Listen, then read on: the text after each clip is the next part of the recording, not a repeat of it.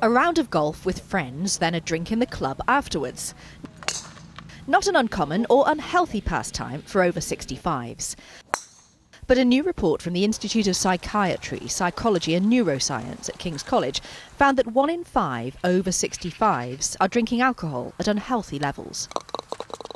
We chatted to some over 65s at Scarcroft Golf Club near Leeds to see if their drinking habits stayed within the safe limits. It's 21 units for a man, so half a pint. For how long? For a week? That's for a week. Mm-hmm. So half a pint is 1 unit.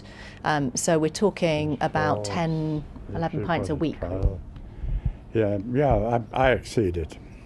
Yes, probably about 26, 28. If I'm going out at the weekend or if someone else is driving, I might have 2 or 3 drinks.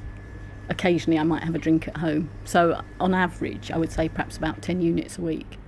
Certainly as you get older, you probably think, well, I've got to this age, it doesn't matter if I exceed them a bit, you know. I've gone past my sell-by date, so to speak. The study, which looked at health records for nearly 28,000 people, found that heavier older drinkers tend to be men, and around 65% of those asked drank unsafe levels. Those drinking too much were also mainly white or Irish and affluent, while Caribbean, African or Asian people drank less. The research was carried out in London's Lambeth, which has an ethnically diverse population, and which means that other parts of the country may well have higher levels of heavy drinkers over 65. The report warns the risk of confusion and falls in over 65s is greater because the body's less able to process alcohol.